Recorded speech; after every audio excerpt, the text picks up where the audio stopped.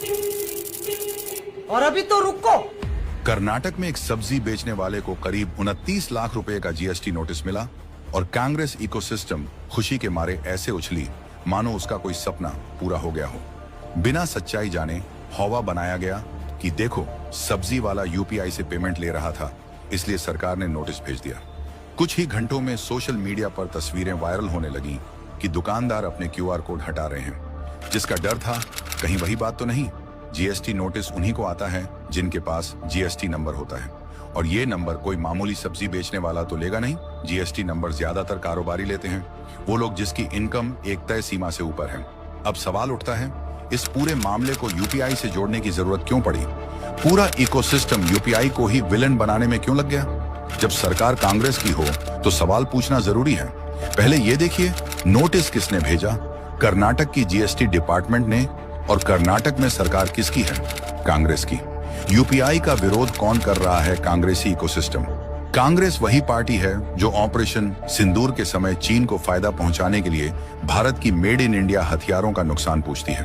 तो ऐसा भी हो सकता है कि यूपीआई की छवि गिराने के लिए कर्नाटक सरकार ने जानबूझकर जीएसटी नोटिस का ड्रामा रचा, क्योंकि यूपीआई की बदनामी उसे ही रास आएगी जो यूपीआई से परेशान है। कांग्रेस और उसके विदेशी आका को क्यों चुभ रहा है यूपीआई?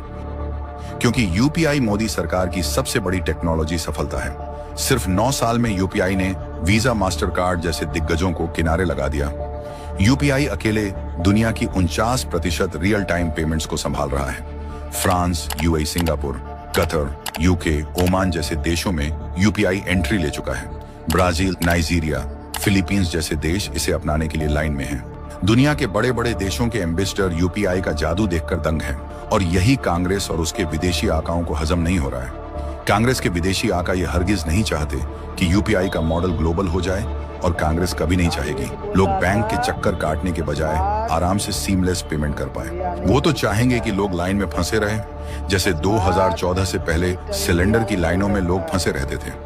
आज यूपीआई से होने वाला ट्रांजैक्शन चीन से 2 गुना और अमेरिका से 10 गुना ज्यादा है। तो क्या गारंटी है कि कांग्रेसी इकोसिस्टम अपने पश्चिमी और चीनी आकाओं को खुश करने के लिए कर्नाटक से यूपीआई को बदनाम करने की शुरुआत की?